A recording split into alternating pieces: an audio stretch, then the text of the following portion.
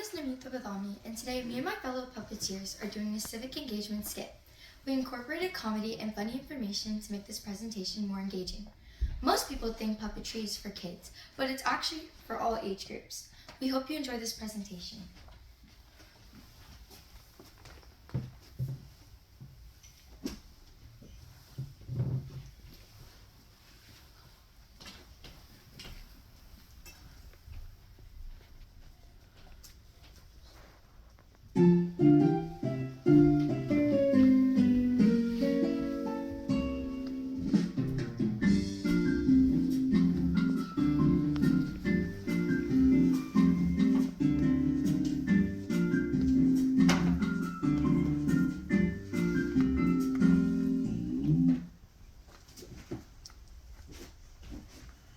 I just love this trail that the 4-H hiking project introduced us.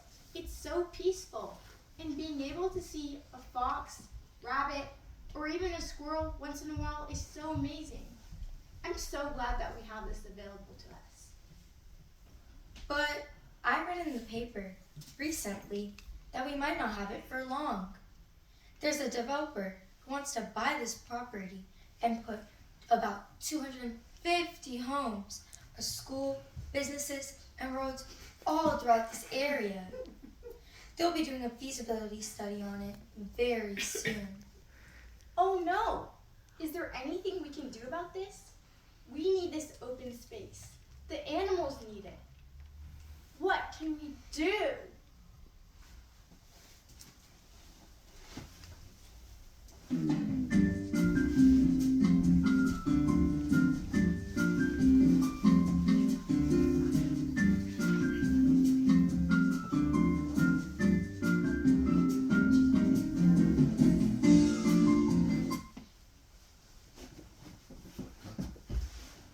Sammy, haven't seen you in a while.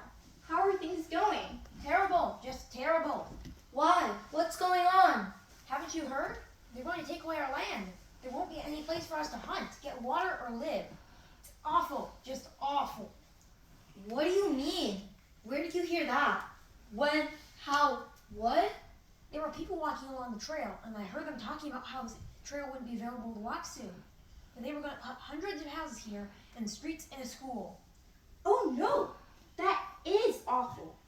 If they take away the water, I won't be able to find the amphibians I ate, like frogs and... And when they build houses, they'll put in streets. There'll be no open fields for me to find grasses and leaves. But if they plant flowers, I can eat them. And I love when they plant gardens, because I can eat their carrots and vegetables.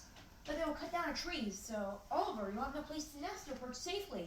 And I won't get acorns or seeds. Oh, this is awful. I need to go and think about this. What can we do?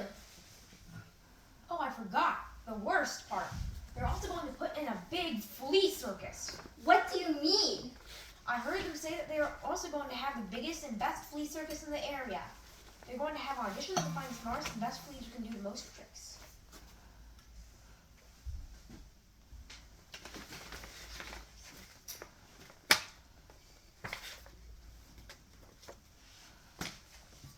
Hi, Oliver and Sammy. How are you?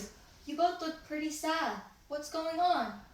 Sammy overheard some people as they walked along the trail here, and they said that the county is going to remove all our open space and build 500 houses in this area, along with the school and multiple businesses.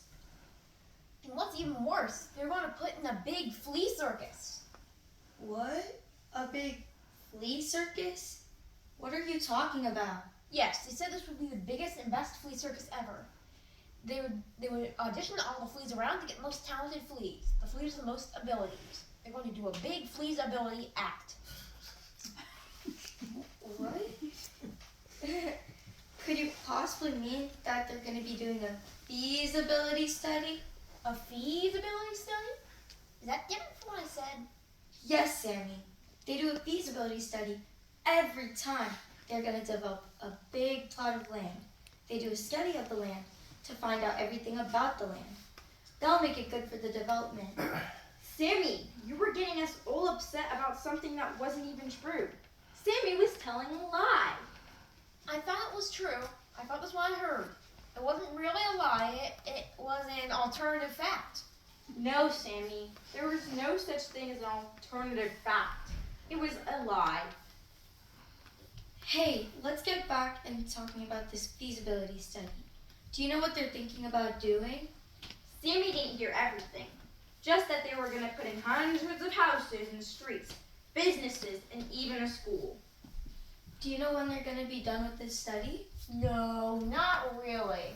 What will the study look at? We'll consider the animals in the area, like us? I don't know. I'll have to look into it. Give me some time, and I'll come back by next week with a report.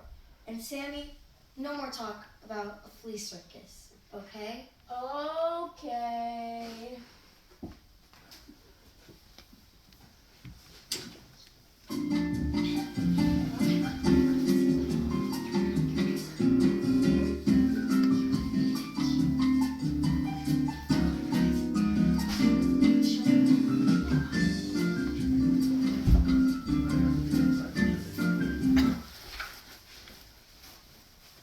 Hello, kids.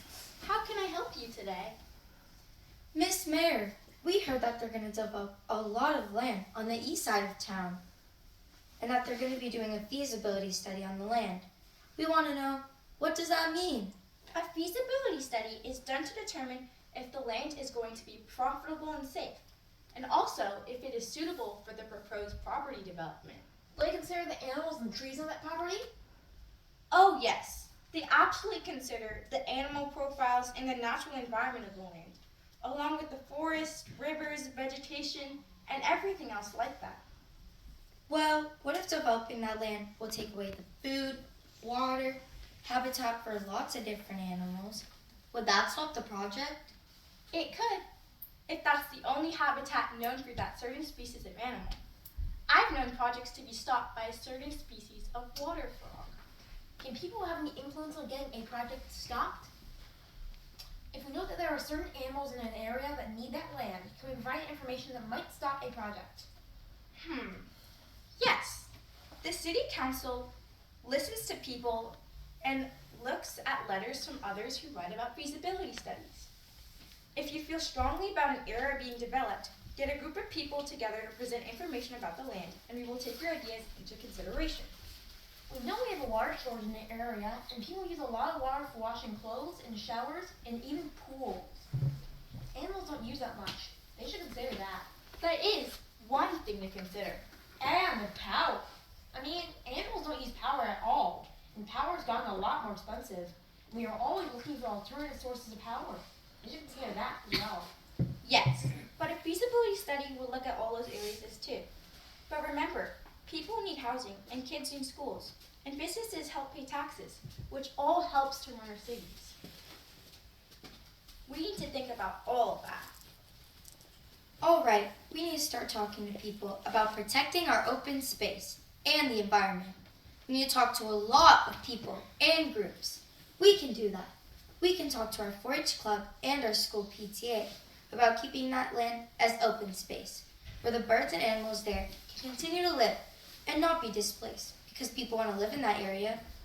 We have enough houses and schools. We also need open space for the animals and birds to live and for us to have clean air to breathe. We may not be able to save every animal habitat, but if it's really important, we can try. Thank you, Mayor.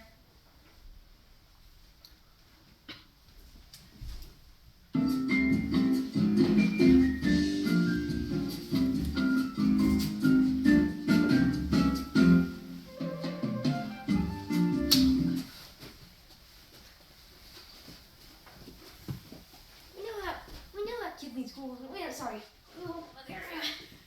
Okay, we know that people need housing and kids need schools. Maybe we don't need to make shopping centers or parks. We should leave some areas as open space. Places where the animals can run free and hide from people and be protected. Consider this as one of your citizenship projects in 4-H. Hi everyone, my name is Reva, I'm 15 years old, and this is my 3rd year in puppetry. Today I played Oliver the Owl, Mrs. Mare, and Sarah the Hiker. My name is Namita. I'm 14 years old. I've been doing puppetry for 5 years now. I play Red, Robbie the Rabbit, and Isla, one of the hikers.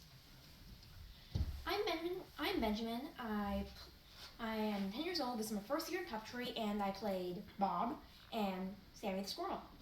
Now we would like to tell you a little bit about our puppets. They're all professionally made, and our animal puppets were made by the Folk Mantis Puppets of Emeryville. Our script was made by our project leader and edited by us. Here's some information about our animals. The great horned owl, rabbit, and squirrel would all not be friends in reality, as they are prey for the owl. But together, they are friends here. Also, in reality, this great horned owl has very acute eyes and ears. And in the night on a cold winter day, it can hear an animal stepping on a twig from over 75 feet away. It can also have nocturnal vision. As you can see in my presentation, the owl turned its head, and it can turn its head almost 360 degrees, unlike humans. It has 14 neck bones that allows it to do so, while humans only have 7. The rabbit, also known as the hare, is found in open areas, rocky environments, and desert areas. It's a herbivore, primarily feeding on flowers, shrubs, and roots. My squirrel is an omnivore with a remarkable diet that adapts to the seasons. He may get his water from streams or ponds, or even from his food. In the spring, he may eat buds or flowers from trees, or seeds and nuts. And in the summer, he may eat tree bark, songbird eggs, and summer fruits and bulbs, berries, and insects. In the autumn, he may store food for the winter when preferred sources of food are not available. Thank you for listening to our presentation. And we are the Alameda County Puppeteers.